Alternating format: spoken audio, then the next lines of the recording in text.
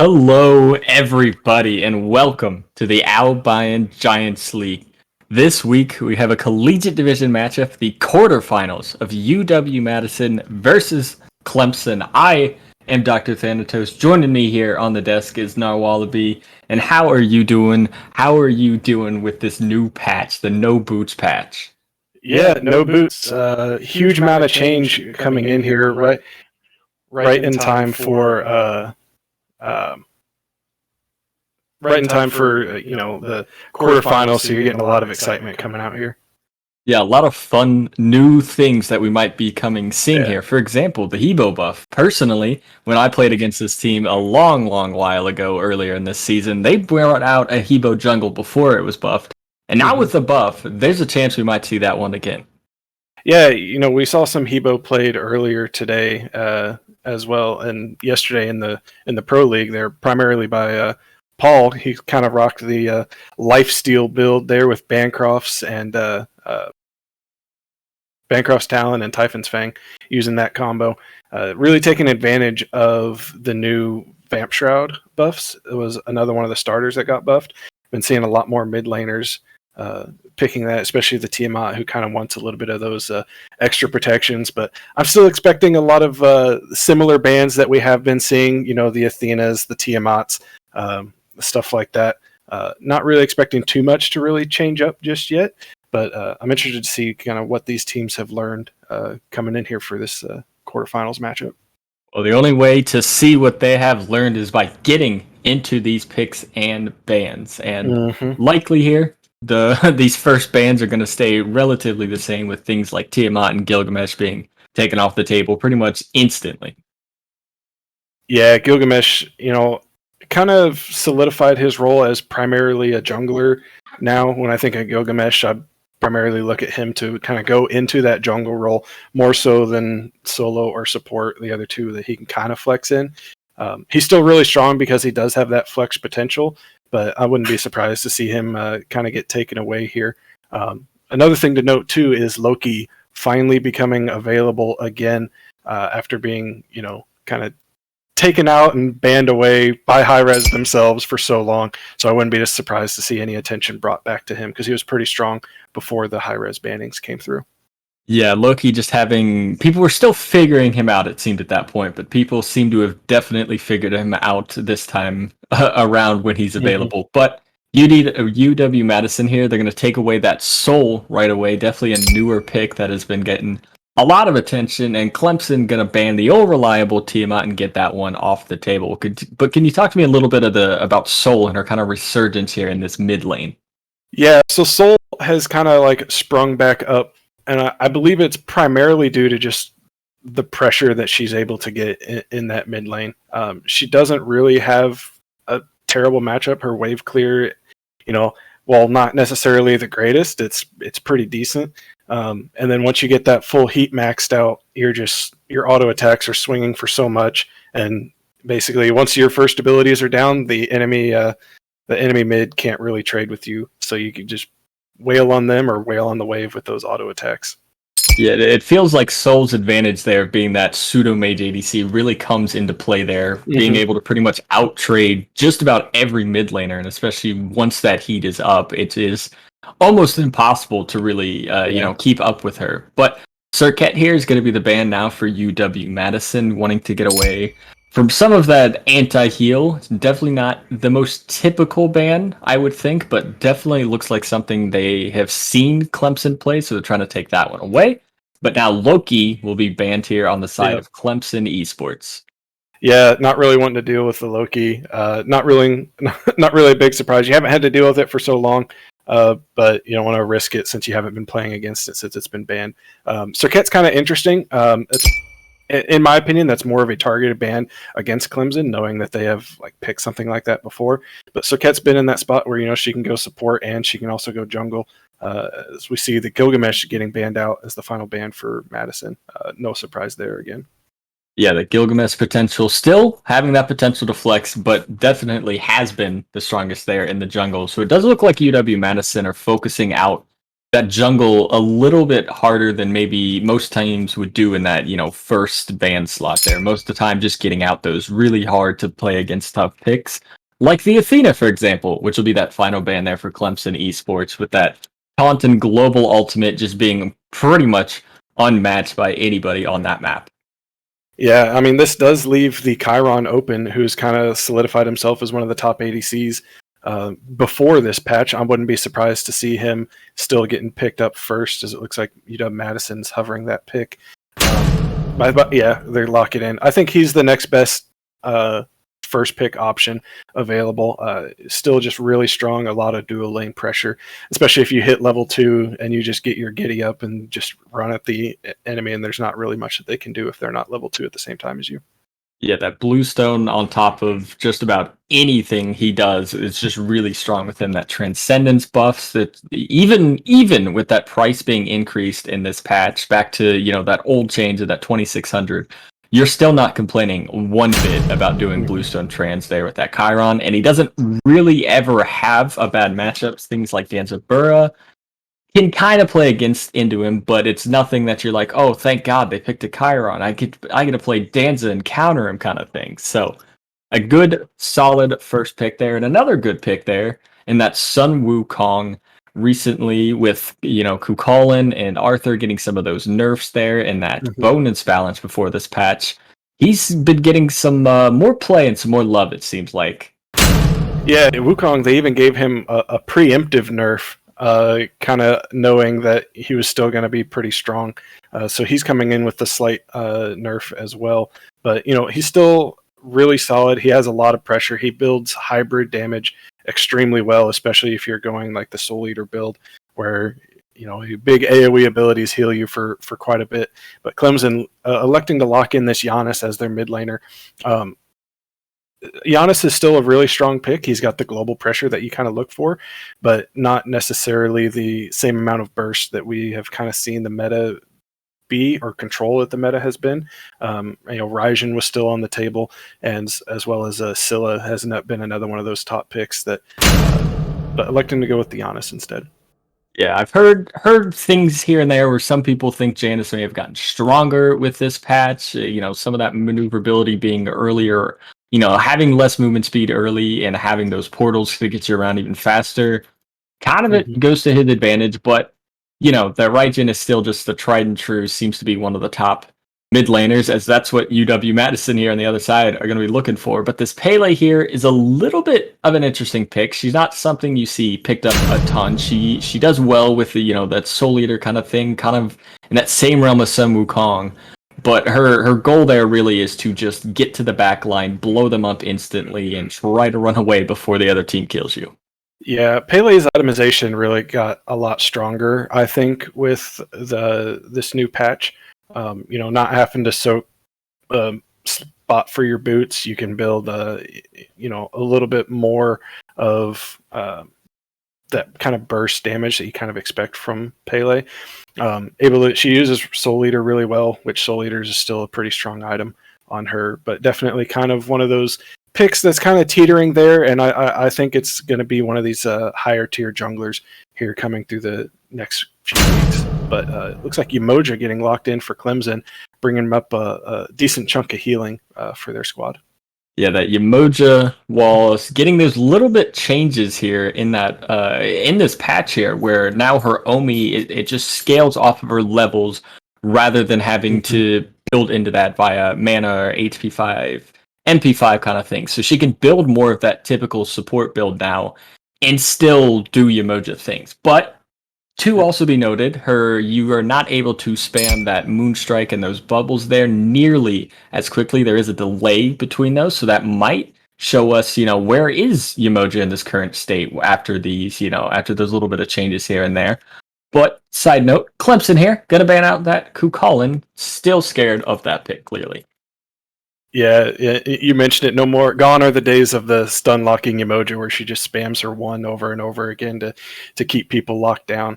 But still, definitely a lot of zone control that she's going to bring there with that ultimate. But yeah, I mean, you mentioned it there with the Kukulin. You think of solo laners. Kukulin is still a pretty solid solo lane, especially with the fighter's mask, going that instead of the bluestone that has been so popular.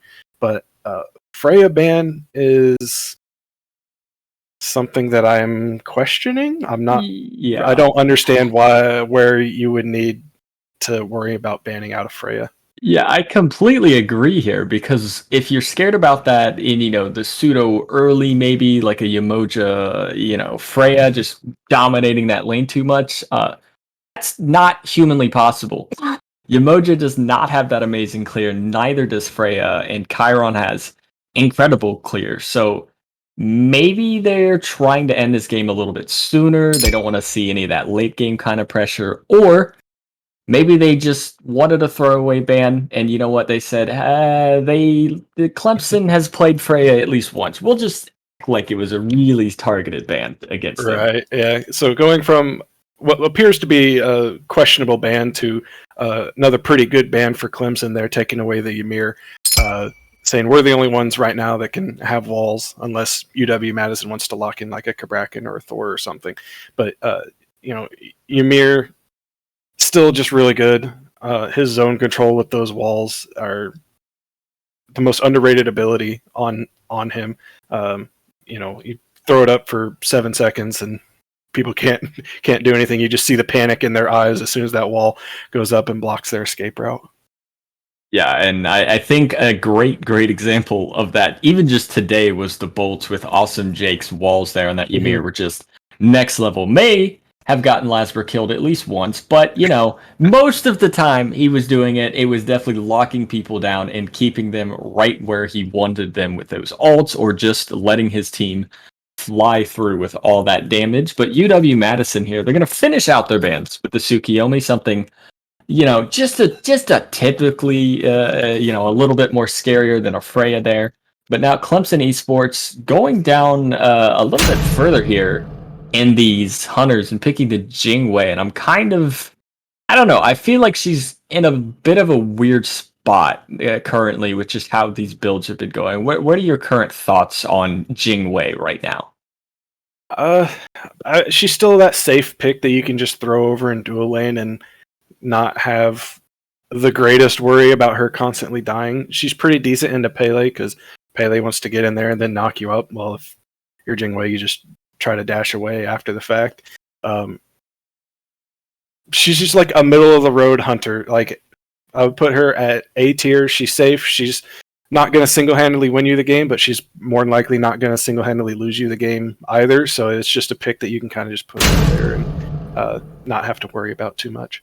Yeah, that is the one tried and true Jingwei thing is, well, you're attacking me. I'm just going to go run away via the entire length of the lane more so than anybody else can really do. But Hercules here. Now the pick for UW Madison, a big old strong chonky solo laner for their front line there. And with that fighter's mask, I think he absolutely loves that kind of start right there. Oh yeah, fighter's mask on Hercules. His auto attack. If you hit the third auto attack on his chain, I mean you're swinging almost over 100 damage there, I believe, with that third auto. If you're rushing your fighter's mask, it's pretty impressive. Definitely something that you need to be careful with dealing if you're the Sun Wukong. Hercules is going to be able to kind of box you in lane pretty well. Hercules kind of made his transition where he used to be pretty much strictly support, and now he's kind of reliving his good old days over in that solo lane. But Cerberus getting locked in, more than likely I guess you could flex either one of these picks. I would more than likely prefer to see Cerberus as a support, though. Going to have more impact with the anti-heal, just innate anti-heal, going to help deal with the Emoji pick that Clemson has picked up. I agree with that one. I definitely do think that Cerberus is just a little bit stronger in that, he's a good solo laner, but in this scenario, I think him in support would definitely help out the team just across the board. But now Clemson, the colleague hover, and for this to be the last pick here, it is a little confusing. She did get a little bit of help with these no boots, considering she can now rush something like maybe a gold blade, maybe get to those real hard-hitting items she needs sooner. But it will be the lock-in for the Kali. I mean, what is her matchup here against this Pele and kind of just this early game? Because I feel like that's really where that matchup is going to come down to. I don't like the Kali pick. I don't see where it's going to be super beneficial to you. Unless you have already ulted, Kali is going to have an extremely hard time sticking on the Chiron, sticking on the Pele, sticking on the Hercules long enough, sticking on the Cerberus even long enough. And everyone can jump away from the Kali. So she's going to have to rely on the blink to engage and then the jump to chase the person that either jumped or dashed away from them. And I don't really see how she's going to have that big of an impact. Maybe it's just a big comfort pick for Clemson, but we'll have to see. I'm not a fan of the Kali pick. Yeah, and Kali pick is definitely going to be something scary, but I think I can predict there with that one. With that Kali lock-in, you're leaning more towards UW-Madison on this one, and I have to agree. It just seems UW-Madison across the board just have some higher-end picks, and I do think they can play them at that higher-end level. But the only way to see that is going to the cast here. Vengeance and Waffles, show us this game.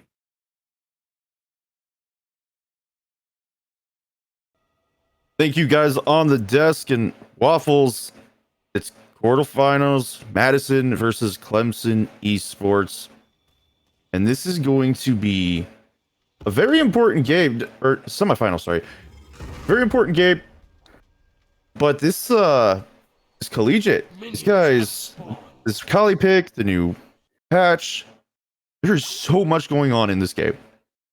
There's so much that teams are still trying to explore. There's so much that teams still have to work out. Like, for instance, we're just seeing pretty much the standard start we've seen last season. But just to mention, there is a support buff on the map, and there is a lot more XP camps on the map. So teams are still trying to figure out where best to get that farm.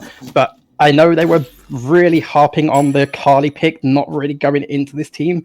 And I kind of agree with what the desk is saying. But the one thing Kali has made her living on is the fact that she doesn't have to build boots. She can get a power spike online earlier, and there is so much farm on this map. You can get a Kali to late game a lot quicker than you ever have been able to before. Whether you can make that impact late game into this team comp, I'm still not sure. Definitely something that we're going to have to pay attention to as this game goes on, because at the end of the day, it comes down to how Gorgon decides to play it. On the dual lane, we do see a little bit of aggression coming out. The stun does manage to hit onto Gator, finding himself at half health. He's going to have to be very, very careful into this lane, because this is still, even though Jingwei may not be the best at clearing, she does have quite a bit of poke early. A little bit more poke, a little bit more lifesteal, and a Yamoja healing. So the Chiron is going to be very underpowered as we have a fight in mid.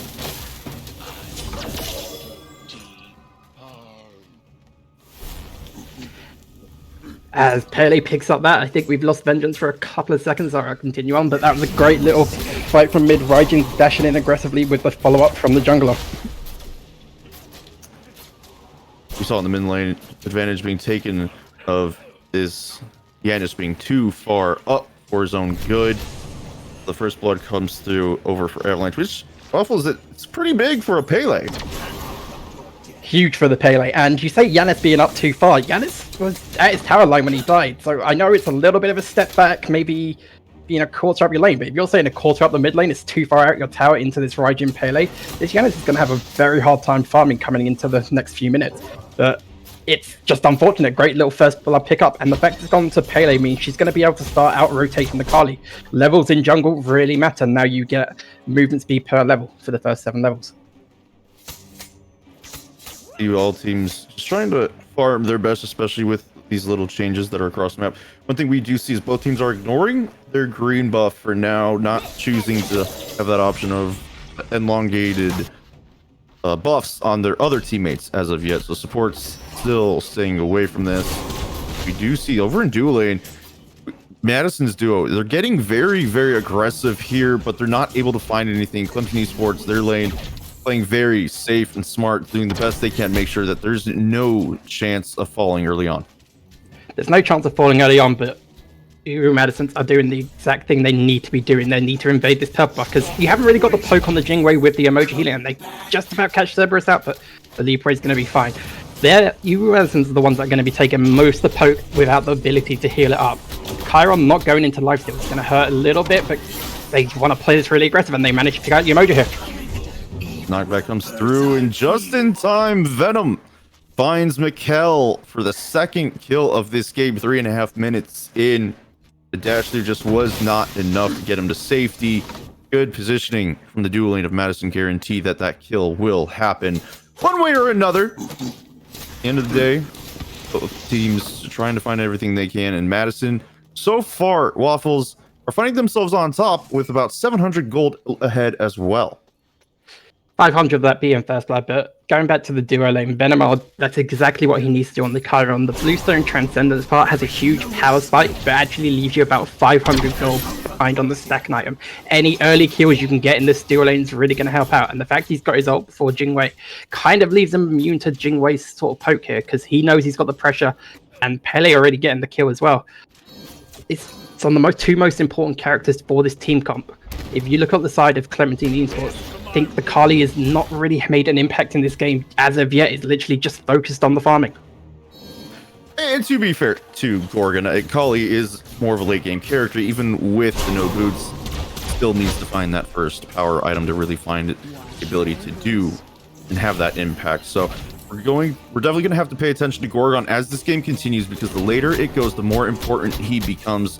His presence needs to be shown. In Avalanche, it's the complete opposite. He has the early game advantage, so we'll have to pay attention to both these junglers moving forward, the impact they make, because that could very well turn this entire game around for each team. Yeah, as we have a fight over in the solo lane, it's going to be very close. Oh my god, Pele is on fire right now. Avalanche taking advantage of that early poke, finds one, looking to find the second onto Gorgon, who is low, but is managing to find his way back towards the tower. Oh, the knockup is good, but the beads managed to keep him from getting dashed away, so he used the ultimate to stay alive, get away from this one. But over in duo, Venom oh no, Chiron will find the kill onto Mikkel. And that is the ultimate burn for him and Gator as well. I was going to say, I don't know if we got to this fight late, but for me on my screen, it looked like the Chiron ulted and accidentally cancelled it instead of being able to put the damage out onto the Yamoja. So again, a slight unfortunate misplay, but Madison really just playing their early composition really well, playing the advantages where they can, focusing on the duo lane, and trying to keep the Kali behind was a great pick. Managing to get that out means Kali's going to really need that extra 2 minutes before she can really fight again with that ultimate. So Uber Madison applying all the pressure, but Clemson Esports are just trying to find the farm where they can stay in this game. They haven't lost a huge objective. The Scorpion hasn't quite fallen yet, so there's still a lot to play for. One thing from those two kills we do see is the 20 stacks on the Transcendence for Avalanche. I mean, having that already this early on for a Pele, that seems like it's a very big boost, especially for just trying to get around the map fast. You know what? I wish you didn't bring that up, because I was going to make a point before the fighting started in that Pele has the early game advantage, but the Transcendence sort of delays that early game. The fact you're trying to put a stacking item on means you really want to just go farm that up, and you're going to have a much more powerful mid game. But Pele is like, I'm going to farm this off kills. I'll get 5 stacks per kill. I'm going to go around, get the impacts where I can. So it's really working out for the Pele. I thought she would have had more of an impact in the middle of the game, because Transcendence gives you that power boost, but Jotuns gives you that sort of cooldown to rush around the map a little bit faster. But credit due to Avalanche, he is just playing extremely well. You see that not only Oracles have gone down, but the Scorpion is taken down by Madison. They will have enhanced buffs on their left-hand side of the map. Over on the right-hand side, we do see that we have Rerum doing a little bit of invading, trying to get where he can, and he's trying to find a little bit of a fight as well. But unfortunately for him, Gorgon is here, so there's no possible invade on this side of the map anymore. He's gonna have to go back to just farming. This does mean that he knows about these two as well, so he will be playing safe. Over in the mid, Colonel Cream has to get out with the portal, because Gator getting aggressive on him with the breath, not allowing him to really do much with the wave. Unfortunately, that does mean Clemson's Esports, they need to find some kind of opening to just re-engage into this whole game. You say find opening, I say as much as they're behind right now from the kills, they're not out of this game. Giannis has gone for the stacking book of both, which means his power spike in the late game is going to be a lot more than the Raijin who went into the Chiron squad. Unfortunately, the ult doesn't quite manage to find someone there, and the Giannis ult gets them out. But Carly, again, late game. Giannis with the book, going to be late game. Jingwei is one of the safest hunter. You really want to farm it into late game and then build the crits. So I think both teams are doing exactly what they need to do at this stage of the game. The real question is, when are UW Madison really going to push into this Gold Fury, try and push this early game advantage? Because if those objectives start falling quickly, if they manage to get the Gold Fury, they manage to get Pyromancer, and the gold lead begin to spiral from this 3k we're currently seeing to about 6, 7, 8k, that's when Clement Esports might have to start worrying that we're farming too much, we need to start getting these picks. Moving forward, that is something we definitely want to make sure is looked at. But for now, as you mentioned, Madison, they are doing that early Gold Fury 9 minutes in. They're going to get it secured as well with the taiko drums being used. And no one from Clemson Esports was able to get anywhere close or even may have realized that it was being done at the time. All members just sitting in their lanes, except for Tempo, a little bit out in the jungle. He may be rotating to this left-hand side to help out Mikkel because Venom, for the moment, was pushing up towards the tier 1 tower, but because he's crossing over some wards, he decides to leave the lane, play it safe. And this only just leaves an extended farming period instead for both of these teams. And I think you brought up the Gold Fury point perfectly. We literally said moments before Madison really needs to start pushing the advantage. The one side for Clement Esports, I don't know if they had any idea that Gold Fury was going on, and that's going to be the concern. Their ward coverage seems to be very defensive in its placement. They know when people are invading into their jungles, such as this purple buff, they know they're all here. Carly will make a rotation, but they can't do anything to stop it. They just physically know. But the Giannis ult has been extended. Here's Space and Time coming through, wants to get as much help to this left side as possible. Unfortunately for Clemson, there's nothing they can do. Madison is long gone by that time, and Avalanche is going to push the mid lane up as well. Thankfully, Colonel Cream is there to get in time, defend his tower from any more damages. That mid tower is actually taking quite a bit of poke already.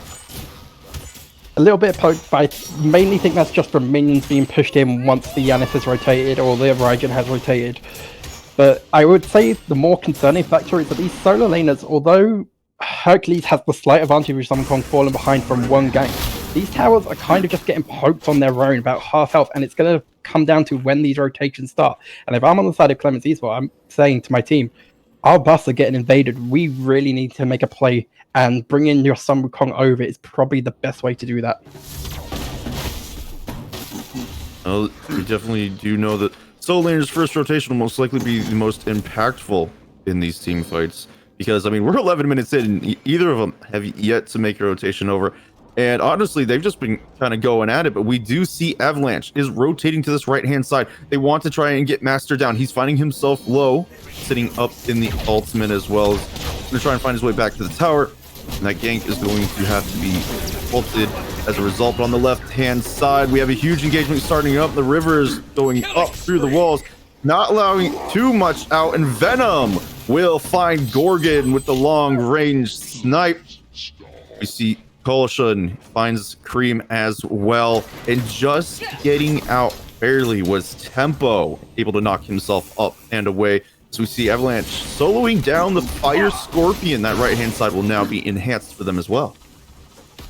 That is an illegal move. You cannot do that to the Carly, who's already fallen behind. The Carly ults early to keep us up alive, jumps into the T2 tower, and unfortunately runs into the path of the Chiron ultimate on the final hit, and Carly falls. And Chiron having the Transcendence fully stacked, that's a lot of power going to the build. The fact the Assi is online before the Devourer's Gauntlet on the Jingwei is even finished stacking, that is a huge comment to how well Madison are playing the farming game. And the fact that they now know this is the point where we've got the advantage, this is the point where we can push our lead and take these fights, as Jingwei is going to be forced back. I don't know if Carly coming over can really do anything when the ultimate isn't going to go down and Pyro is being done on the other side.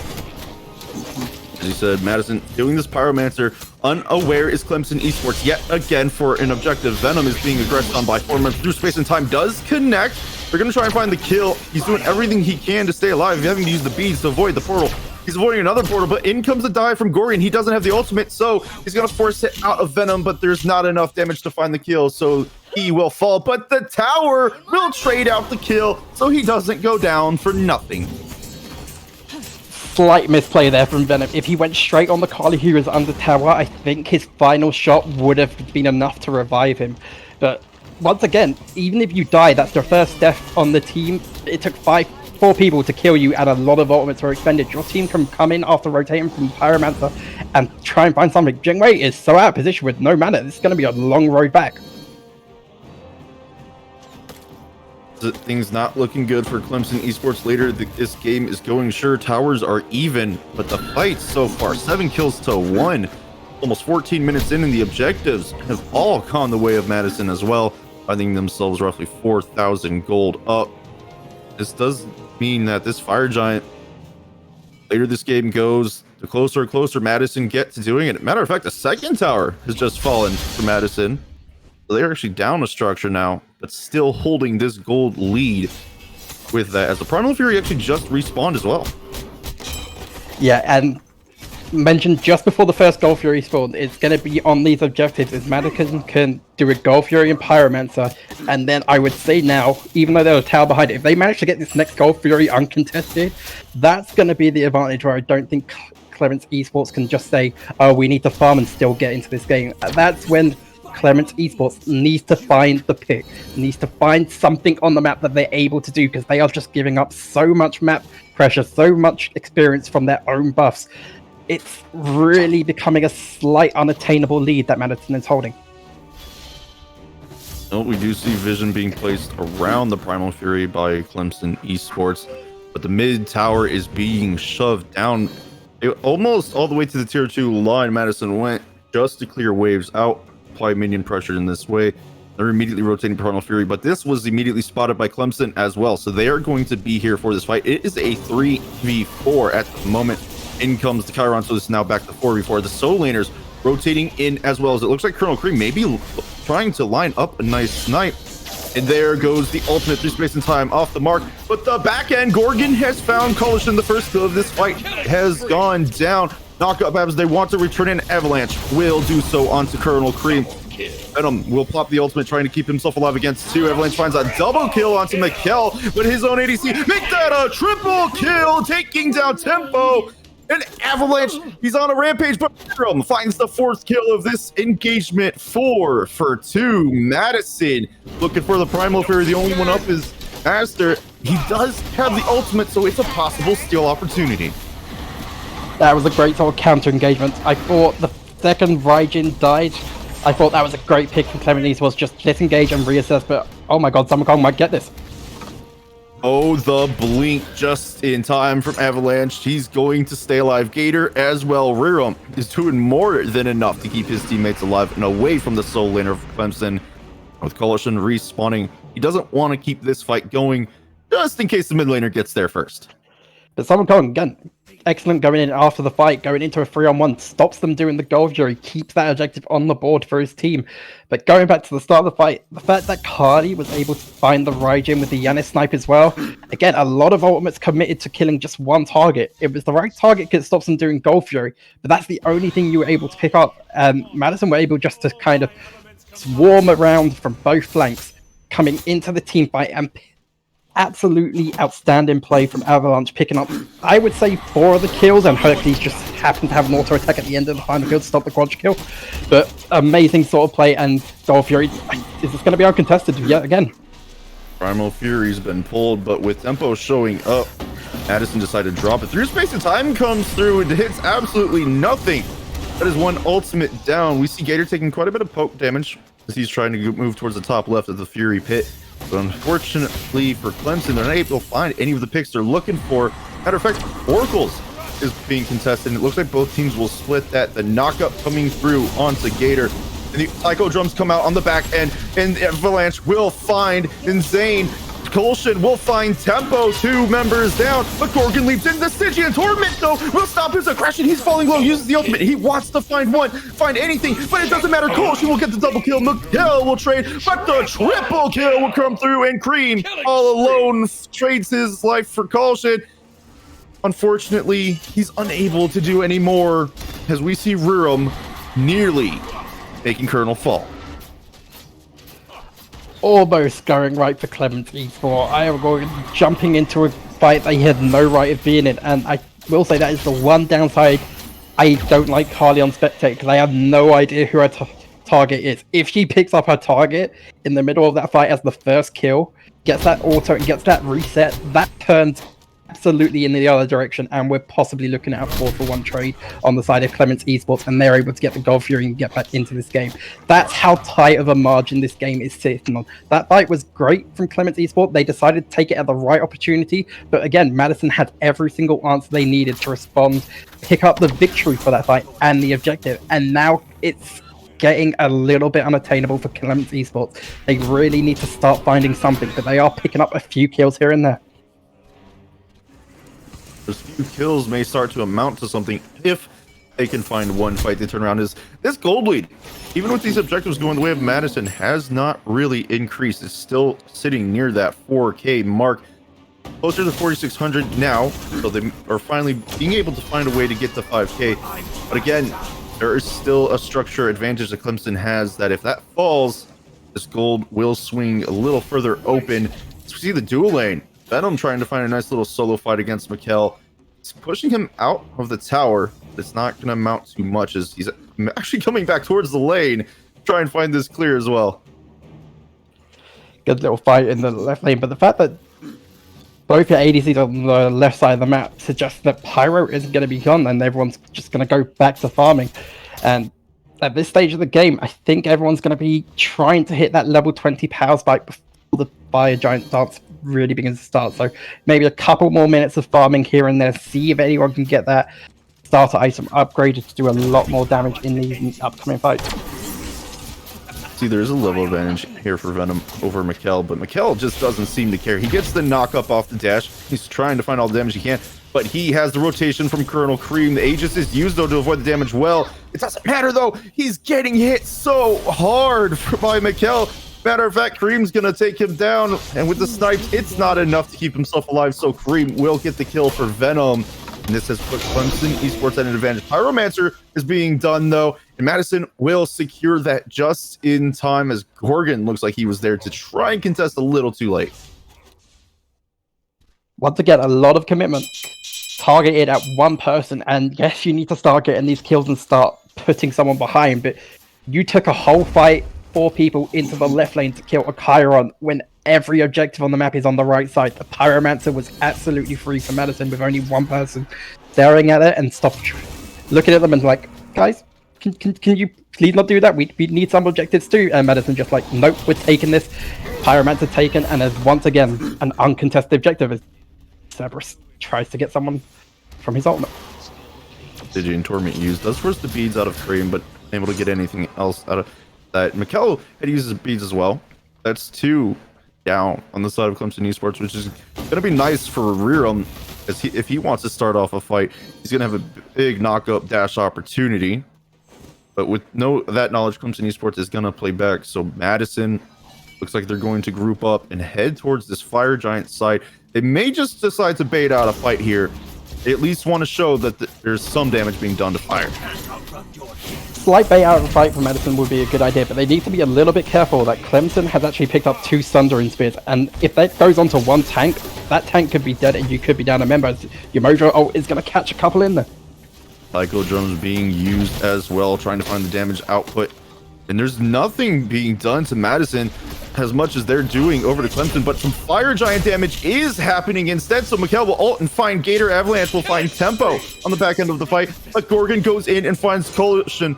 Cream finds Venom. This only leaves 2, and Avalanche is already solo. Rirum being chased down. Cream, he stops the back. He finds the kill as well for a double kill on Avalanche, and Rirum can only continue running. The solo laner makes it out, but Clemson Esports found themselves healthy, plenty of mana, and the ability to do fire. And that's the turnaround we needed to see in this game. It brings Clemson right back into it. Carly finding the target, getting the health reset at the start of the fight, and able to chase down a couple. unfortunately for Avalanche, I think was backing just at the edge of a ward vision, and it's exactly where it was in the auto stop in the back of the last second, picking up the kill. The 4-0 trade and Fire Giant falling into the way of Clemson Esports. We have a smite game on our hands. Unfortunately for Madison, that is not what they wanted to happen. This goal difference has cut down to 1,500 off one fight and Fire Giant. And now with not only this goal lead being cut, but Clemson Esports having the structure advantage, they have free reign of choosing which lane they want to push down. But Madison, they're going to have to do a better job of grouping up around this time, because this next fight, if they choose to take out a tower, will be way too important for them. The next fight is the most critical fight, I would say, of this game, because Madison, discussing the team comps, and the desk said it perfectly, their early game composition really made the favor of the objective, and we've seen that play out exactly. But this is about the time Clemson with that Carly, Clemson with the Yanis going into the book, is going to begin to come online and begin to do a lot more damage. I think the next fight, the damage isn't quite fully online yet, so Madison still have it's more of an even spread than potentially 2 or 3 minutes down the line at the end of the Fire Giant. So I think they can take one of these towers as a defense and see how it goes. But again, it's going to be so placed, and that's a huge ultimate coming out of Summer Kong. We do see Madison contesting this left-hand tier 2 as their jungler Avalanche is trying to contest the tier 2 in mid. Eventually, they do have to give it up on this left-hand side. So that leaves them to tier 2 standing across the map. The rotation over to the mid lane is happening. Avalanche is alone, finally being joined by his team, with Gorgon able to split push on this Kali, as we saw him get to tier 1 that way. He may be able to rotate this right side. Damage coming through. The dive coming out from Master. Instead, he's going to fall to Collegiate. So this immediately gives a 5v4 to Madison. They have another one low. Mikkel is trying to do everything he can to get away. The teleport over the wall from the Raijin. He wants to find more, but the through space in time good enough to ship his team out. And this leaves Gorgon back to base to try and come back to rejoin his team, as they're trying to do everything they can to stay safe with this Fire Giant buff. But it looks like it's going to cost them a tier 2 in mid. I just really can't believe the outstanding plays we're seeing from Madison, just the aggressiveness of it. They knew they got the Sun Wukong out of the left tower, and immediately Cerberus sees him, goes in for the ult, knowing he hasn't got beads, knowing he hasn't got any more CC immunity, and they absolutely blow up the Sun Wukong and stop any further push that Clemens can for, and even take a tower in revenge. I'm potentially seeing them going over to the right here and taking off this T1 tower. I think T2 might be a bit too much, but this is going to be another gold swing in the favor of Madison. And Clemson, I don't necessarily think they did anything wrong there. It's just a great awareness that came out from Gator on the Cerberus to realize we have one target we can kill, and everyone else executing the amount of damage to absolutely do it. Ultimates were used. They knew they could get that kill. They did it, and then Clemens were like, "Oh, we've lost our one tank. Your Mojo has been used, so we can disengage." Okay, that's our push done. I think everyone goes back to farming now. Interesting decision we saw from Madison after the tier 2 to go in towards the mid Phoenix, as the through space and time comes through, catching Venom. He's half health already, and Rerum is trying to find his own way out. This is a full dive onto a tier 2 that Clemson's going to be able to take, and they take it down quickly. But as I was mentioning, interesting decision to see them go for the mid Phoenix instead of going for either tier 1s on the right or left hand side, as they weren't able to get them when they went after the fact. In fairness, the T1 on the right hand side is one auto away from pretty much being fallen. You can send someone over just to give that a light little tap and you'll get that gold in hand. So it's fair for Clemens to just kind of sit back and relax. The fact they Yanis ulted and went for that T2 in the right lane, knowing they had fire on 4 members still, was still a great sort of another awareness to show exactly they knew where the map pressure was. And this is where I think the game is now turning into Clemens' advantage. The items are now online. Carly has that late game build that she's able to really output the damage. The Yanis snipe through space and time is absolutely chunking health. If it hits a carry in the backline, that is half their health gone, and Carly can immediately follow up. Madison, I think they've lost their advantage now that they had in the early game. As much as Avalanche has been doing great on the parry, the past couple of fights has yet to really make an impact.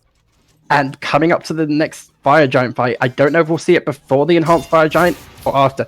But if it's before, I think Clemens win it. But if Madison wait and try and press the advantage for the Enhanced Fire Giant buff, they might be able to stall out and really create a fight around this objective.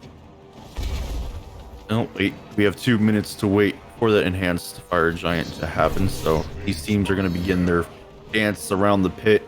Gator, only one taking a little bit of poke damage coming out from Cream around the wall. But we do see the tier 1 and right has fallen. The wave managed to make its way inside that line during this little stall. But the fight has started, and we see the Rivers come up. The Taiko Drums in response, trying to find anything he can. Actually forces Master into the ultimate to get his healing back.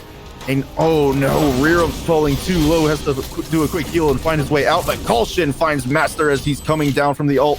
The kill happens. Rearum finds one onto Cream, 2 for none so far. Madison have taken control of this fight quickly. They're still advancing forward on the Avalanche. We'll find Mikkel, but on the back end, Venom is gonna go down to Gorgon unless he can find the damaging snipe. He cannot, so he will fall, but Gator immediately trades him out. 4 for 1 tempo, last one standing. And Madison are saying mid Phoenix now. Run it down mid, let's get this Phoenix. And Clemson Esports took the fight. Your Mojo ult was expended, but it kind of just left Sun Wukong in absolutely no man's land. So much damage, and his ult was forced to be used very early in the fight. And once again, once that Sun Wukong ult is down, there is nothing stopping Madison from pressing the W key and walking as far forward as they want. They picked up the kill. Avalanche coming in at the fight, and just to pick up that kill, the only saving grace for Clemson Esports, I would say, they picked up Venom, so that saved the Fire Giant, but they have lost the Phoenix and mid because of it. And now have 2 Phoenixes standing with 3 towers up. Primal Fury will be the target call for Madison, as Rearum's rotating towards the Fire Giant side, wants to make sure there's no attempt from Clemson before they're able to rotate in.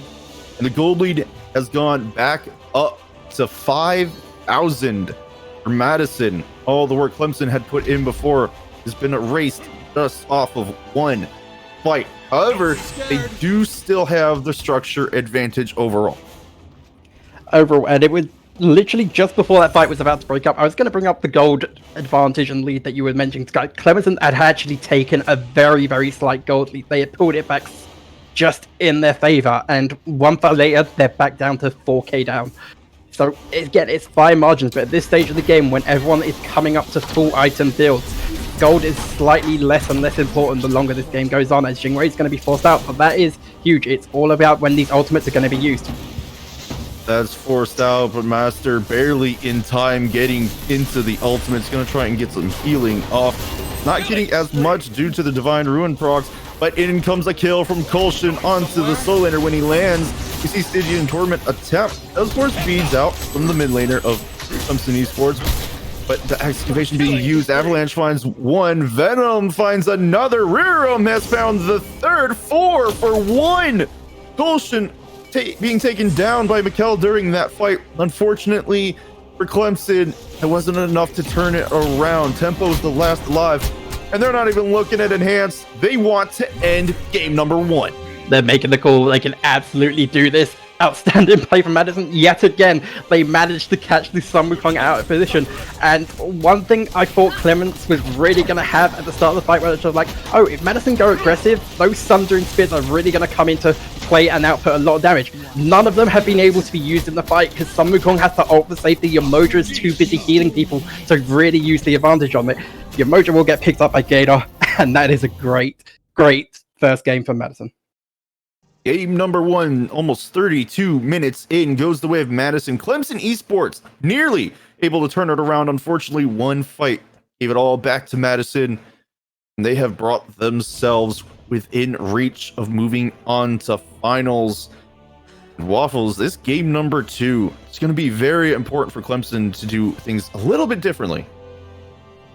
A little bit differently, but at the same time, I think their draft, it wasn't the best on paper, but it was designed for the late game. And the way they played the early game, mid game, they managed to get to 25 minutes and they were still on top. They had the fight and they took the lead. It was only a couple of the late game fights where I think the solo laner, Mastermind on the Sun Wukong, was called out twice, and that's what lost them the game. So I don't necessarily think it was a huge misplay or our draft was wrong, we need to drastically change this. I think if they were to run the same thing again, perhaps have a different solo laner than the Sun Wukong, something that's a little bit more aggressive for what they want to do in the late game, we could just see this go to a 1-1 and be up for the game 3. Well, to break down this game number 1, give us a better idea of what's going to come for game number 2, we're going to go ahead and throw it back to Thanatos and Narwhal on the desk. Thank you, Vengeance and Waffles, for that cast. And as they said it, Madison take game number 1, but Clemson, they definitely had plenty of fight going in there. That Collie there for Gorgon started off kind of slow, but the later it got, the more they really got, something going for their team. Yeah, Clemson did a really great job of, keeping the game at least within a reasonable distance to where they could close the gap when they needed to. The Collie did get to that late game point, but again, that just kind of fell short of being able to do everything that they exactly wanted to do. Waffles pretty much said it best. Just a couple of positioning errors there that led to UW Madison of being able to take the victory there. Wukong getting picked out on the tier 2 and left, and then the Jingwei on that Fire Giant being just too far forward, eating up bunch of damage, and then forcing the solo laner to come up to try to save the Jingwei, and then him getting picked as well. So if Clemson's able to clean up a couple of those positioning errors there, I think we're in for quite a show for this next game. Yeah, definitely plenty of signs of life from Clemson there. That early started off really, we'll just say not good, simply put. But I think the biggest benefit Clemson had there personally is I think that Yamoja really had some really, really good walls. Take My Tempo there, was able to lock in Collision on that Raijin many, many times, it feels like. Yeah, Collision did what you want your mid laner to do. He did have a bunch of people diving him quite a bit to try to get to him, because I think they understood that a lot of the damage that Raijin able to pump out was a big problem in those games. But, a couple of triple kills lining up for Collision, and then another one there for the Pele, who Pele did an excellent job of getting to the backline extremely well and forcing out relics for the rest of the team to follow up on. And not to take it away from anyone else, the Cerberus there had a few amazing Stygian Torments that just led to huge team fights going UW Madison's way. Yeah, the Stygian Torments really, really showing what the peel from a Cerberus can do, and the reason why a support Cerberus can be as strong as it is. The protection shred there from his 2 and that breath definitely helps, the Raijin get off some more damage and everything. But you know what, Madison, they take game 1, but we're going to take a quick reset just like Clemson and Madison here before we go into game number 2. So stick around, we're going to take a quick little break. Yep.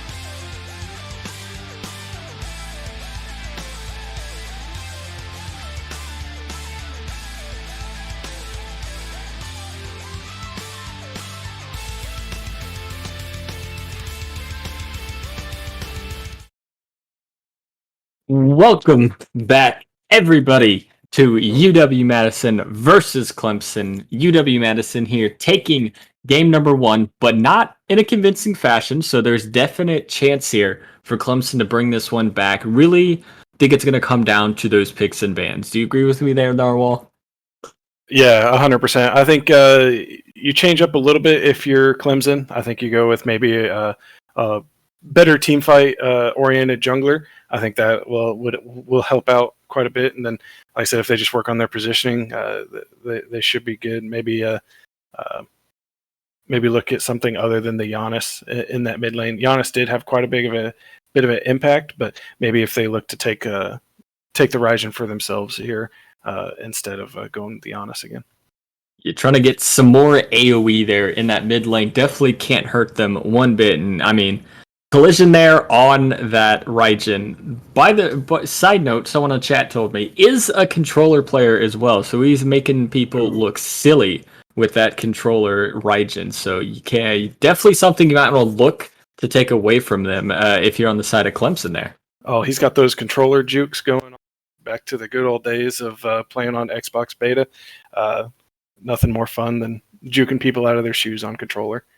Yeah, it absolutely most fun thing ever. Recently just transferred to PC, but you can't forget about those console players. They're like next level people. But how about we just hop into these picks and bans here and see where our resident controller player will take himself in the mid lane. And I mean, do you expect to see any differences here in terms of bans like in these top 6, or do you think they're really going to stay for the most part exactly the same?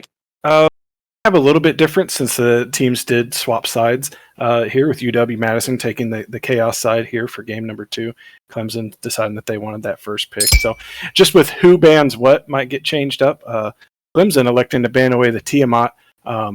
That's probably just they don't really feel like playing it, and if you're not going to play it, you might as well ban it away.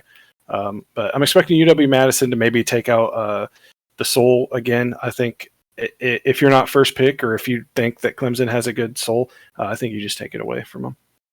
Makes complete sense to me there. I mean, if you're not going to play it, get it out. And with this Chiron ban here, looks like they're a little bit afraid of giving that one up. I mean, Chiron is definitely a strong. I mean, we saw it last game, a very strong pick.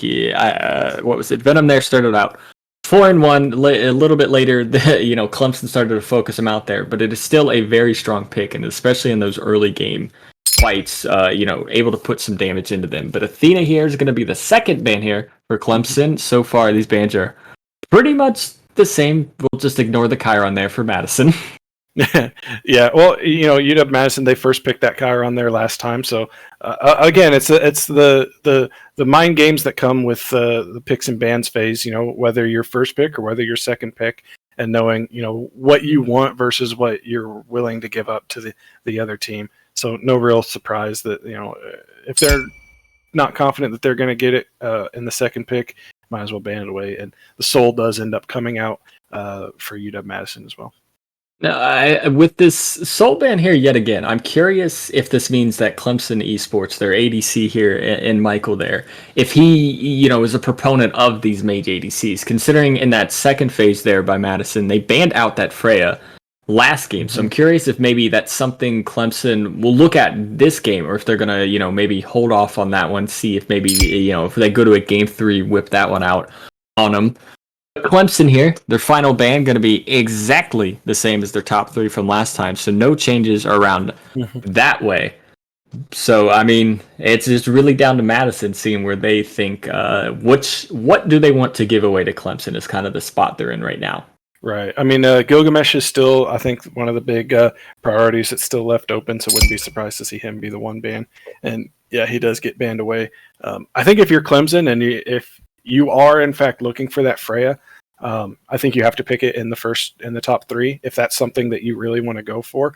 Or else I feel like if UW Madison, they're just going to ban it in the second phase if they're really that worried about that pick. It's not really a top 3 ban worthy. So if you want it, you got to pick it early. But it looks like they're hovering this Ryzen, looking to probably stray away from that Giannis. That Giannis had a pretty decent impact, and he was hitting a lot of those through space and times. But Ryzen's just so obnoxious to deal with in team fights. So basically, a fourth ban coming out from Clemson, picking that and taking it away from UW Madison. Yeah, giving Clemson there a little bit more AoE damage and a little bit more early game there as well. That Janus, that level 1 through 5-ish range is not bad by any means, but it definitely could use a little bit more damage and, clear there, which that Ryzen does bring. But UW Madison here, they're going to hover this Pele yet again. And, the Pele was not bad by any means, but I think it was kind of more the Collie doing just less than Pele early game, it seemed. Yeah, maybe. I don't know. I feel like the Pele actually did quite a bit in that game. Did a lot of, got the first blood. Pele uses the no boots really good too with her 3. And she's able to just kind of zoom around the map extremely quickly. So going to be able to throw that influence in the early game, and her late game damage is nothing to scoff at, especially when she built that Transcendence last game, able to get it stacked up, and that's just a ton of power that she's able to use. But Cucullin also getting locked in from UW Madison, another really strong pick. I mean, we saw the Hercules come out from them last game that had a solid impact. I think Cucullin's going to have the same amount of impact there as well, especially with the Fighter's Mask the way it is right now. Might even have more impact considering he's got a lot more. It feels like the Cucullin lockdown is just a lot easier to really get off. Once you hit that rage form, the root, the knockback, and stuns and all that, exactly where you need them. But Freya is now going to be the hover here for Clemson Esports, kind of like you predicted here. Them taking this in this top 3 if they really want it. And with it being locked in here, this is kind of guesswork here to see whether, words are getting the best of me here, but I'm trying to think, like, this is kind of, they're betting that Pele here isn't able to get to this Freya. This Freya gets into that Valkyrie's discretion before the Pele is able to commit onto her, it almost feels like. Yeah, I think Freya can use the lifesteal build that's come out extremely well. Vamp Shroud, we saw getting its buff. I would not be surprised at all to see a Vamp Shroud picked up on this Freya, given that little bit of extra life steal there to help with her passive. She can go into the Spear of the Magus that works pretty well on the Freya, as well as the Typhon's Fang. And it's just going to have quite a bit of damage and life steal coming out from it. And, she does have that Valkyrie's discretion. She can get up in the air, remove herself from the battlefield for a certain amount of time. But this is 100% a comfort pick for Clemson. They're coming to this. This is a do or die game for them. If they lose this one, they're out and have to sit from the sidelines and watch the other teams have some fun. So if it's a comfort pick and you're that comfortable on it, might as well go for it. As we see the Wukong getting locked in again for the solo lane. Not a huge surprise. He's still a good solo laner, but hopefully they can fix the positional errors that kind of limited that pick in the first game. Yeah, Master there in that first game definitely wasn't doing a ton, but by any means, I don't think he was the reason they lost. He knew what he was doing on that Sunwoo, but just often got picked off. There's a few times where, UW Madison saw him just a step too far, and they just full-on committed on them and got them back. Yep. Great example of it was on that tier 2 push in mid when after Clemson took that Fire Giant, just a little bit too far pushed up. Believe he actually even got pulled back into that tower by the Hercules, so he's got to be a little more careful on that. Maybe use that 9 turns blessings just a little bit earlier in that ultimate to get that healing off. But UW Madison, they're going to take this Hebo that we had mentioned in game number 1. Yeah, that's a little bit of an exciting pick. I think the graphic is having a little bit of issues with it, but they do in fact lock in Hebo here as their 3rd pick overall. We saw Paul on the Hebo today. Hebo kind of does a little bit of nutty damage. They always say, "Oh yeah, he's got 3 ultimates." On his 1-3 and his actual ult. And if you let the Hebo get to this late game, he's gonna pretty much wreak havoc. In case you don't know, his ult does in fact go forward, which is where the Pele and the Cucullin are going to want to be going as well. So definitely a very W key god to pick in that mid lane. Yeah, exactly And that might be the exact way they're going for this one is UW-Madison, since they seem to just be flying, right into, they did a little bit better when they were kind of slowed down a little bit. It did Clemson, so UW-Madison game 2 decide, you know what, we're running it straight down, but we're going to take a quick little break here to get these graphics sorted out for you so you can see these picks and bans just as well as we do. So stick around. It will only be just a few minutes.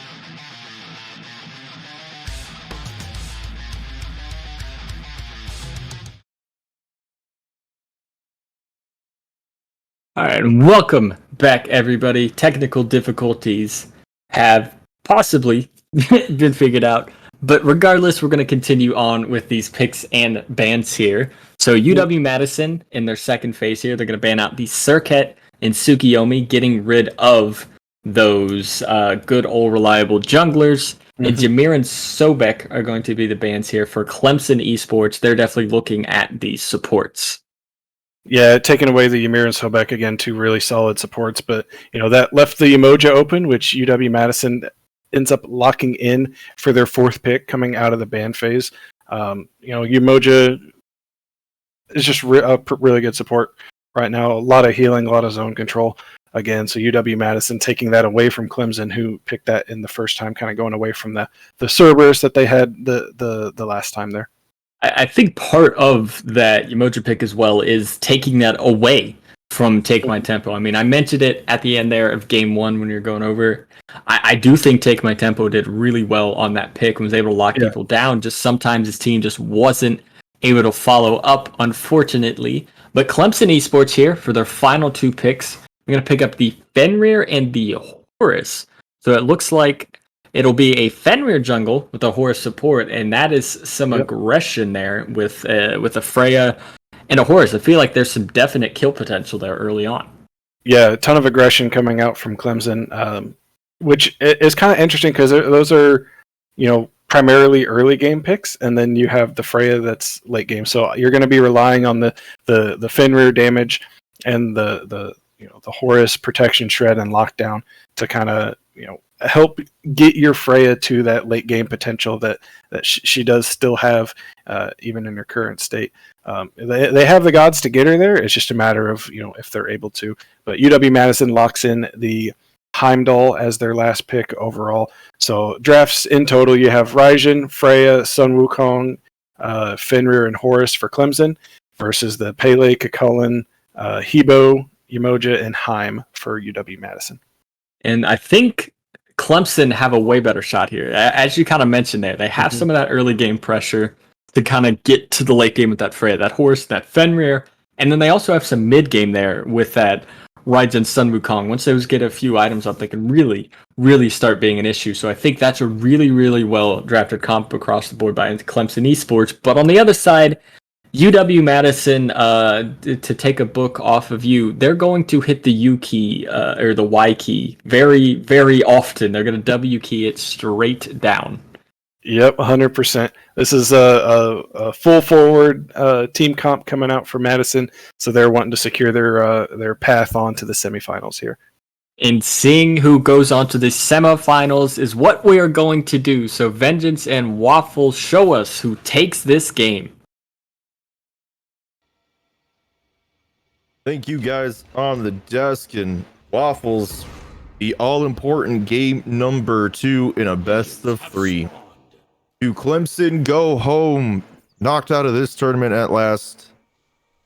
Or do Madison have to suffer through another game? I don't know if I'd say it's suffering, but go through another game number 3, knowing that they've opened up more opportunity to Clemson. I think Madison have drafted a very, very strong dive comp. And dive comps either go one of two ways. You snowball and you get out of control where the enemy team can just not deal with the amount of pressure you're putting on. And we've seen that a little bit in game number 1, so we know Madison have the potential to do it. But you also have the issue where the later the game goes, yes, you're able to delete 1 or 2, but you're going into a Freya who can get out of a lot of damage going into the ult. But you have the Sun Wukong again. I didn't think it was strong in game number 1, but in game number 2 again has the ability to go out of the fight. You have a Horus who potentially can just dive bomb a team away or into a fight. I think Clemson actually have a lot of the answers that Madison are looking to exploit. We do see pressure being applied all across the map as Cream early on was getting the hands from the Hebe wall quite a bit. It's on a really low cooldown, so he's able to quickly do damage. And we saw the dual lane for them as well being pushed back to their tier 1. They were both half health as well. So far, Madison, they're looking like they're going to try and do everything they can to take advantage of their comp early on. And the Hebo mid is the perfect way of doing that. We've seen game number 1 the amount of Raijin pressure he had into Yanis, but this time Raijin can't exactly dash in on a Hebo because he will take so much poke. And with the Pele, again from game number 1, had such a strong early game, did fall off a little bit in the late game. It's going to be very hard for them to really put a lot of pressure in the mid lane against Madison. So Clemson are really, I would say, have to really be looking at the Freya, who does take a few items to really get online before the Freya pressure really does apply in the duo. One of the magical ADCs, I would say, but it's been kind of falling out of the favor, and that's Bede's pot very early for that Freya. We do see Mikkel rushing this ring into tier 2 instead of opting for any starter item. We're gonna also notice that Fighter Mask is coming out this time around for the Wukong and the Cucullin. Are you not seeing the Horus going into Fighter Mask as well? I want to ignore it. I want to ignore it. You want to ignore the support Horus going into a Fighter Mask? We don't want to get into that conversation too much. Totally understand. Okay, so Solar Lane is going into Fighter Mask. It's pretty much a popular item in the Solar Lane. Never see it anywhere else on the map. It kind of gives you a little bit of that power spike, and with the health pots, you can really box out the early aggression. An early jungle gank can really put a Solar Laner behind you going to Fighter's Mask. That early game pressure it does give you has the potential again to snowball And the way the Sun Wukong played last game, I understand why the Kukulkan went into it this game. But I'm not entirely sure if the Sun Wukong should have maybe rushed the Sully as he's gonna get picked up for first blood. Rerum with the rage transformation takes a couple tower shots, will find the first blood onto Master and Zane, and it's not the start you really want on your solo lane Wukong. Unfortunately for across the map, it's not going to do too much as of yet, as Rerum did have to back. That's fair, but I think he was backing anyway at this point. Hitting level 5, you kind of want to begin to get your defenses on line, get ready for the next sort of ultimate. Blue buff's going to be spawning soon with the jungles rotating into the right side of the jungle for speed buff and a lot of XP. I am into Freya here. Ooh, Freya just about getting out of that one. Time for more Oh, Mikkel, this is definitely a situation. I mean, we've seen magical ADCs in the past opt for that Vamp Shroud starter item to give themselves some good lifesteal and protections, and so far we're not seeing that from him. But he does have the Ring of Akatse online now as a reward for not having that starter item and not falling. He's a little bit behind in XP though, Waffles, and I mean for Freya, that's not really where you want to be. Absolutely not where you want to be, but the one advantage Freya has in this matchup is that is lifesteal online for Freya. Venom once again opting to go into that Bluestone and Transcendence build, which on Chiron you can kind of get away with because you have a little bit of healing in your kit. You do not have any such luxury, so boxing into a Freya, you need to kill her quick in one move, which as a Heim you have the potential to do with your ultimate, or she's going to just out-sustain you. We see a fight breaking out on this left-hand side. Avalanche is gonna find tempo. The ultimate used for Mikkel, not just to find himself safety, but some return damage as well, trying to find anything he can to make them go away. Unfortunately for him, though, it's not enough. Madison is doing more than what they needed to, and they're getting even extra on here. Oh no. We have a Yamoja with the red buff, and that's gonna be some damage. You talking about damage, or are you talking about healing for your team? Because Yamoja with a red buff is a scary prospect. And the fact that Yamoja has rushed into the wing blade, she's going to be able to apply a lot more map pressure. And the fact that a couple of buffs have already been invaded on the side of Clemson, it's kind of going the way of game number 1, where just one team has so much map presence, so much map pressure, that they might start snowballing it out. So once again, I think it's going to come down to those early objectives. Leap in coming from Oregon. He wants to try and find something on this early damage jungler Fenrir. Unfortunately, unable to get anything with it, so he's going to go back farm with his team. But one thing I do want to note that's different from game number 1, as you were mentioning how the start was going, that 500 gold isn't making a big difference. They're only down, well, now they're down to roughly 800. A little bit ago, it wasn't that much. It's slowly starting to snowball now with the XP camps being invaded and the buff camps. The next round, if they go to Clemson Esports, they've kind of just stopped that bleeding for the time being. But in the way Madison has played, I'm expecting there to be a huge fight over this purple or red buff if they're in position for it, as I think Yamoja is beginning to make her way over there now. So the rotations from the supports, very important early on, but the rotations back can sometimes be as equally as important. With that teleport out from Venom, Mikkel's gonna try and stay up, but with the ward coverage, he's gonna know he needs to back off. A nice little portal from Hater knocks him back in, but unfortunately there's no follow-up CC, so unable to find the kill onto him is Madison. 3 members rotating for this, but they're being rotated on back. So far, 4 members towards this left side of the jungle, and they're actually not going to commit to anything. They're trying just to secure this purple buff for now, but Mikkel stepping out is being punished in every way possible. He's getting close to falling, so they're gonna have to be careful. And with that purple buff dropping, Madison decided they're gonna commit forward, force them out, and they may not let Mikkel get this buff. The Mikkel, I don't think we pick up the purple buff. The XP went towards Clemson Esports, and them stepping up to take the fight around the purple buff allowed Colonel Cream to pick up his red buff on his own. So the fact that mid laner now has his red buff instead of a Yamoja, that's going to really help his little bit of farming here in the mid game. Still sitting around a 2,000 gold lead. Madison trying to apply pressure everywhere across this map that they can. They've gotten invades off successfully before, but unfortunately this time around they aren't able to stop Cream from getting his red buff. Purple buff does go with Clemson as well. They're just going to try farm their side and anything extra they can find.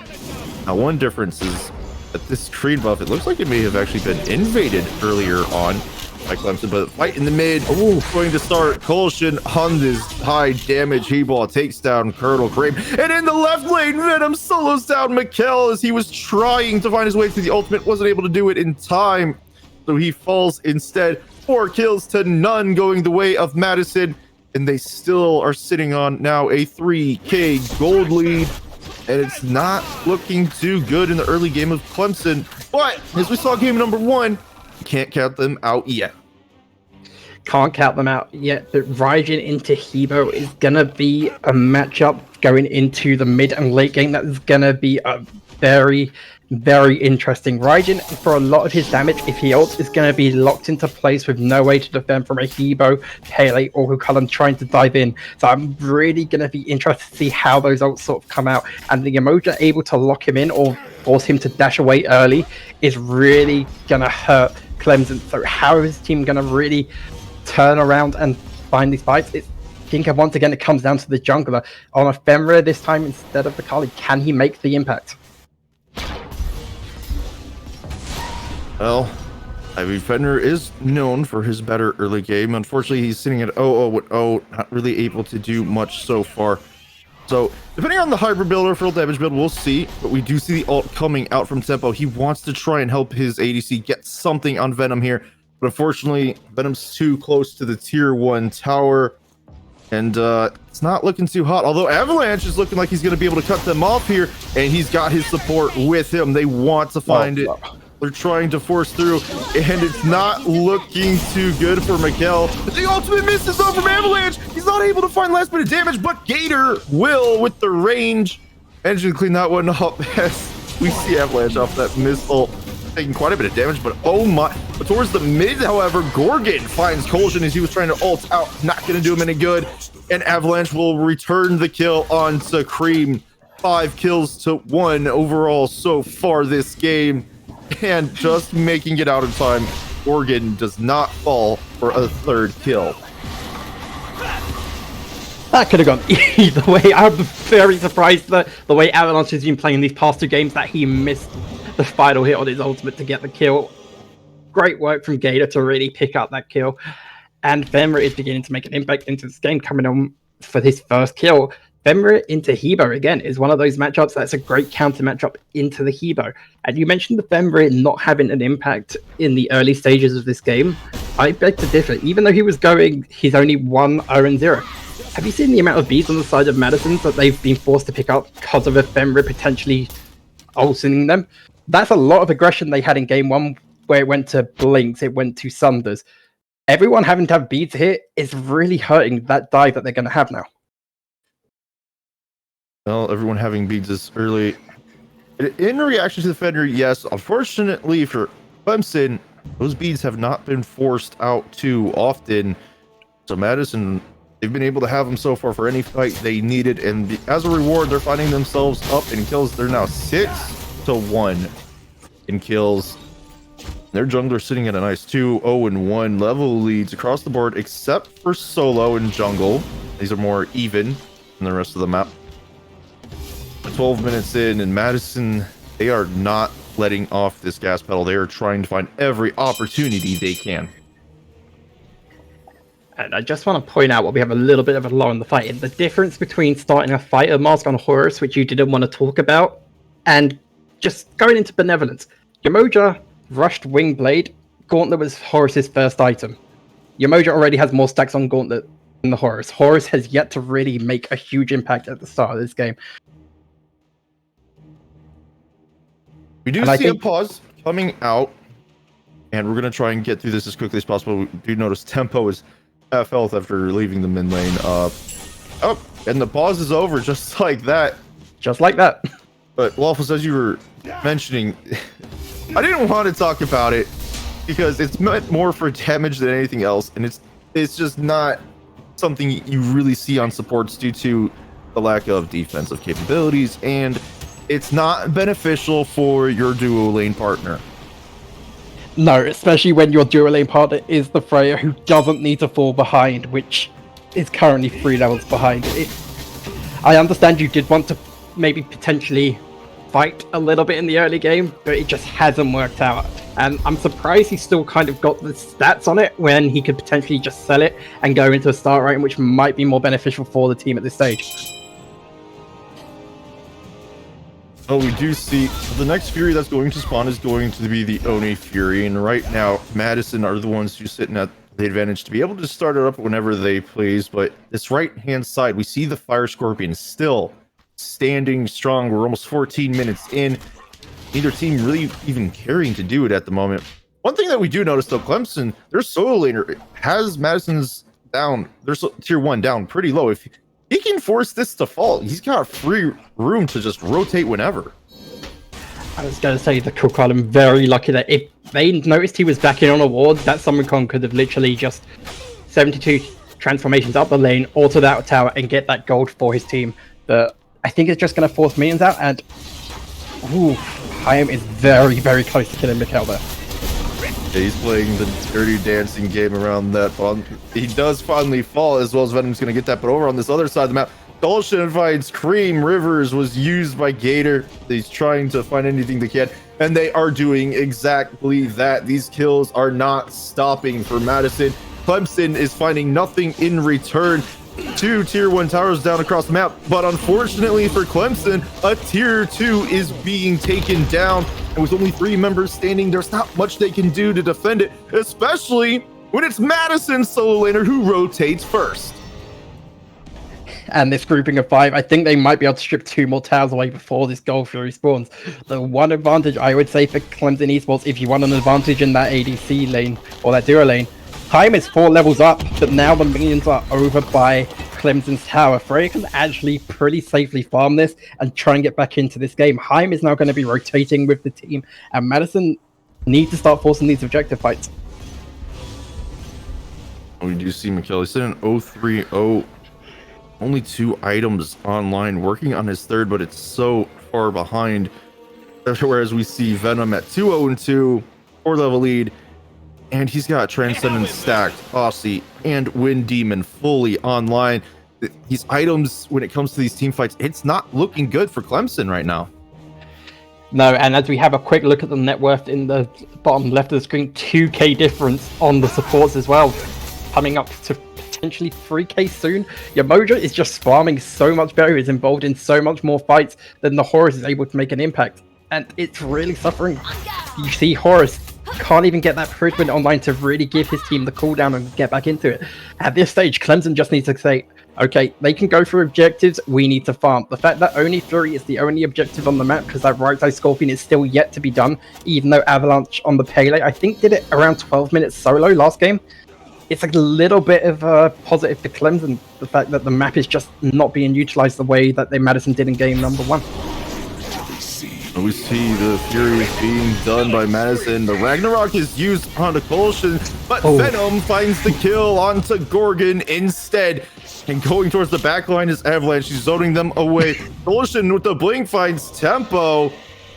And they also, as a reward for those kills, do get the Oni Fury as well. Pressure is going to be applied just by minions across the map. And my goodness, Rerum is unafraid. He's going all in. The teleport over the wall will get Cream to safety. He needs to find himself backing out to heal up immediately. And the tier 2 in mid is now the call, and it's going to fall for free. When Clemson have the solo lane of Summoncon who cannot really provide a lot of CC, and Horus is the only CC to stop you diving, you can bet everyone is going to be confident diving onto this backline. Horus will just maybe be able to stop you, but you will be able to pick up the Horus very easily, and everything's going to get invaded. T2 towers are down. Madison are running away with this, and a W key snowball that they needed to really win this game, it's really paying off here. Well, there are some members low, and Clemson Esports has recognized this. They decide to send in, and Master, he's trying to do everything he can to keep up, but unfortunately his teammates aren't there with him, and the low members of Madison are going to be able to get far enough away just in time to find themselves some safety and be able to back as well. I am very surprised that Madison didn't take that fight knowing they had only ways pushing in 3 lanes. If they can, even if they lose a couple of members there, if they hold out that fight for 30, 40 seconds, they potentially take a Phoenix in that left lane. But the way they just disengaged, wanting to back, I guess I know they want to set up for fire. I know they've got the map pressure, but they could have had a lot more pressure just letting those Oni waves slowly push up, making Clemson have to make the decision. We do see one Oni wave has made it nearly all the way to the left-hand Phoenix. Unfortunately for Madison, Mikkel is there in time to stop the waves from taking each other out, and that one surging forward. Clemson even grouping towards this left-hand side of the map as well, whereas Madison, they are grouping on this right towards fire. It's going to be a little bit before it spawns, though, but they're going to take the time, try and find the vision, positioning the best they can, any advantage, and if they need to back, spend the gold. And this right-hand tier 1, this minion wave may take care of it. Right-hand T1 might fall on the side of Madison, but they're going to try and fade out the blue buff. I'm very surprised Mikkel back to really test with the team. At this stage, I'd be like, give up Fire Giant. Let's try and get some gold in hand. Get that Freya online for a little bit late game. Gold lead is nearly 10k in favor of Madison. There are only 2 towers standing for Clemson Esports, both on the right-hand side. And with the ultimate from Tempo, gonna help Master get out of danger, fall back towards the team. And just with that, the tank's falling back. The rest of the team starts to as well. And Rerum, recognizing this, goes in, ult goes off, finding himself low in the Ray transformation coming off. But Gorgon will find the kill. Venom will trade him out immediately, but Cream will find Colsham, gets a double kill onto Avalanche, and this fight that looked like Madison may be the aggressors, it turns into the turning tail instead, 3-for-1, and Venom is close to dying as well. When you W key too hard at your opponents and they just have a little bit more damage than you expect, great turnaround for Clemson. That's exactly what they needed, but the fact they were chased all the way back to the T2 tower and Madison still thought, we still got the advantage here, we're still going to push in. It shows just how confident they are, but Clemson, those little errors is what's going to bring it back in the game, and Fire Giant will fall to Clemson. A little bit of a contest attempt out of Gator and Venom, both falling low, but Clemson not willing to really continue the fight. They have 3 members of their own falling low, and they do not want to risk them falling to only 2, which honestly, that would have been a situation that if they had lost 3 for 2 that were already low, that would have been great gameplay coming out of Madison. Yeah, I understand, and I don't think potentially in game 1 we've seen them really push their advantage and push that very aggressive lead, and it allowed Clemson to get back in. This game, right there, we've seen them push really, really aggressive and potentially push a little bit too far into the fight, and Clemson just were able to put out enough damage. Something that I mentioned earlier is I think the Raijin is going to be very vulnerable to the Hebo, but that fight, we have seen the game plan from Clemson. The Horus is going to ult in as Raijin has pre-ulted. Horus drops his ult, Raijin's going to blast his damage out into the open, Madison's going to take it and they're going to disengage and just see if they can get anything. The fact that Raijin was able to hit so many people with his damage in the safety of just coming in off the Horus ult, I think that's what turned the fight in Clemson's favor, that really early game fight before the push into the T2 tower.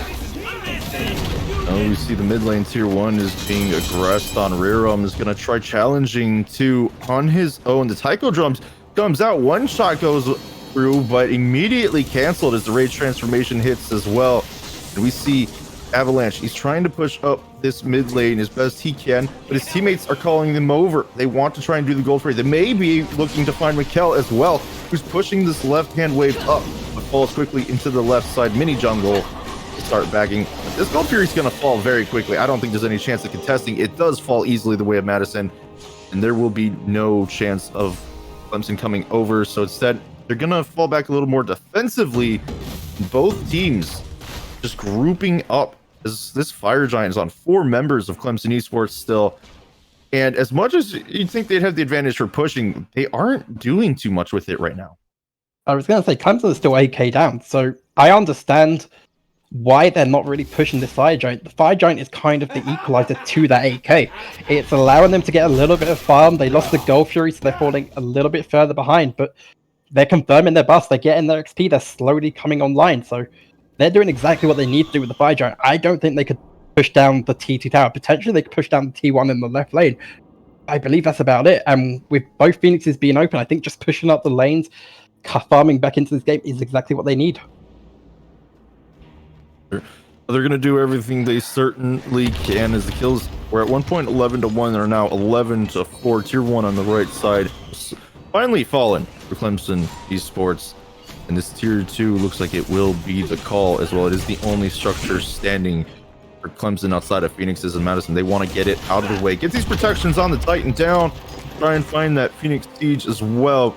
They're finding themselves at a 9k, nearly 10k gold lead yet again. We're only 24 minutes in, Waffles.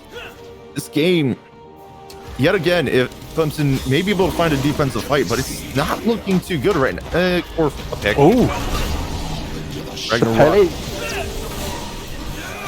Ragnarok was used trying to find Avalanche, manages to get off of that in time with the beads.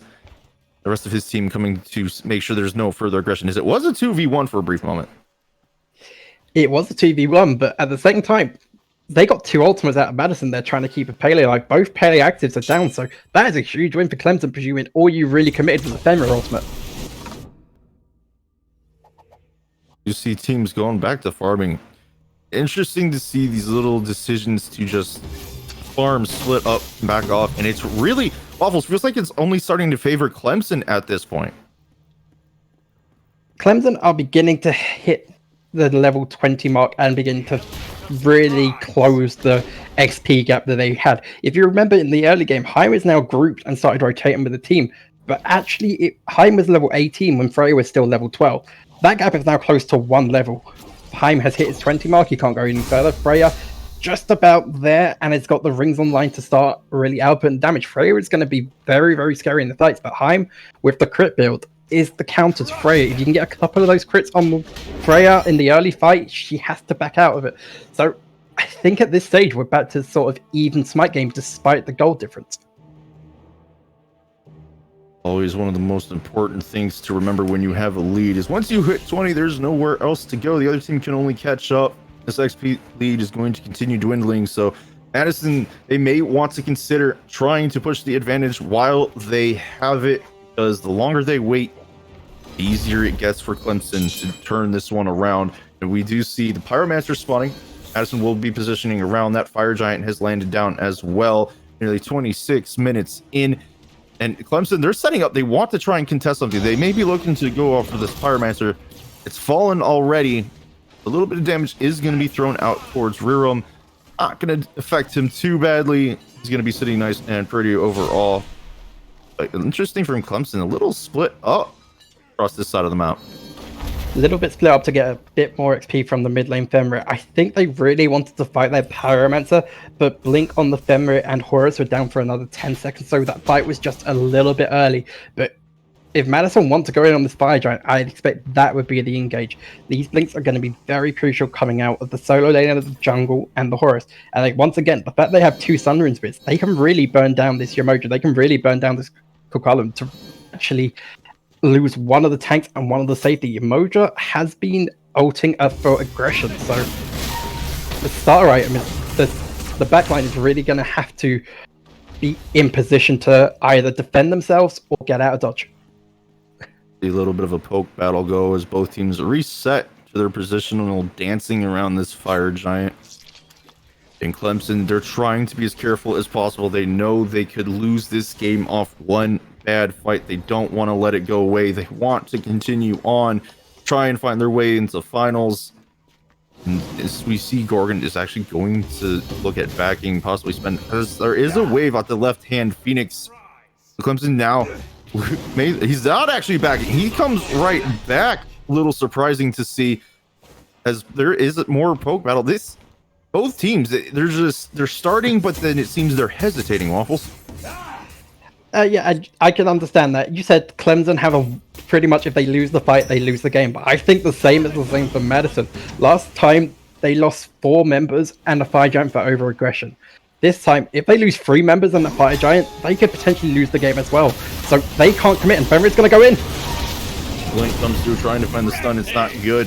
Ultimate comes down, but Avalanche has found Gorgon's Venom, has found Tempo. They are punished for going on the back line. Avalanche gets a double kill onto Cream using the ultimate. He's trying to find his third, and he gets it onto Mikhail. There's only 2. Wow, make that 1 member standing, and Zane is far too low to contest. He goes to the other side of the jungle to back.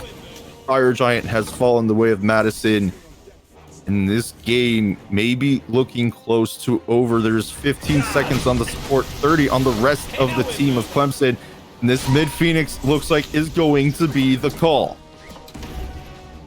This is game reality. I said both teams would be scared to fight, and Clemson, the team that is so far behind, are the ones that elect to be the aggressive.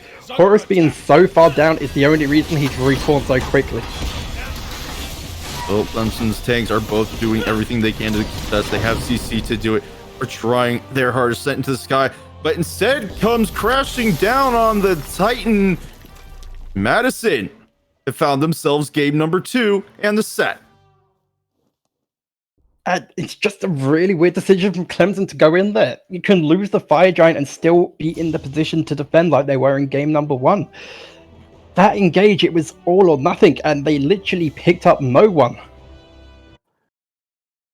An unfortunate situation there for Clemson Esports. They're going to find themselves knocked out of this finals possibility. Madison will be moving on. Congratulations to them. But to break down this set overall, we have the desk yet again for you guys. Thank you, Vengeance and Waffles, for the excellent cast, and congratulations to UW-Madison for moving on to the semifinals here of our Collegiate Division. In this game, the carry was no longer Collision there. It looked like Avalanche and Venom there were really taking it, just to Clemson as a whole. Yeah, pretty solid performance coming out from both of those two, as well as the whole of UW-Madison. Clemson, they put their faith in that Freya, and she got to level 20, she got to late game, but wasn't able to really find the damage. The early game was kind of a wash coming out there from the duo lane from Clemson. The Fighter's Mask pickup and not the Benevolence on this Horus is just, it's going to be a big question mark in Clemson's mind here as they're going into the off season, as they got knocked out of the playoffs here. But something to look at. I think we saw shining moments coming out from this team, but a little bit more to work on to get to that next level. Yeah, I do think that Fighter's Mask there, it's an interesting idea, and I think if you have a better ADC to really capitalize on that early game and really make advantage of the fact that your support has 40 something extra power compared to the other team support, there's potential there. But you know what, time for trial is now, and you know what, if they come back next season, they'll know maybe that the Fighter's Mask is not the start for your Horus support there. But who knows, maybe the meta will change enough and we'll start seeing more Fighter's Masks built on supports there. There is total possibility that Clemson are just like 5 patches ahead of everyone else. They're predicting the meta before people have even tried to figure out this meta. Yeah, they're just way ahead of the game there. 100%. Definitely seemed like UW-Madison kind of had their meta figured out. Their only real hiccup there in that game 2 was when they're going after that tier 2 tower. They used a little bit too much W. Maybe they needed to use a little bit more of the U there.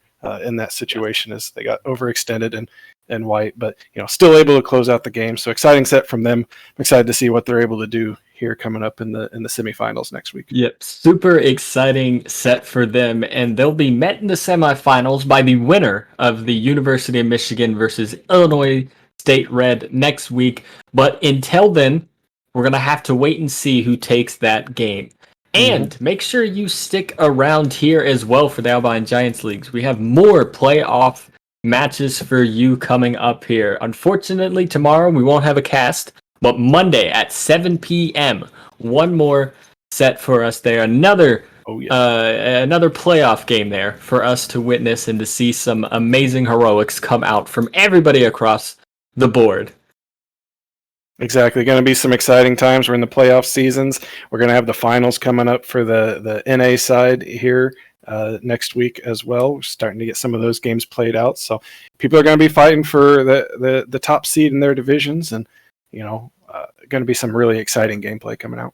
Exciting gameplay for sure, but that will be all for us here at Albine Giants today. I've been Dr. Thanatos. Joining me is Norrin Wallaby on the desk, Vengeance and Waffles giving you the casting, and good old Ted Listens there giving us the production work. Couldn't do it without any of these guys, but thank you all for coming, and again, make sure to come back Monday at 7 p.m. EST.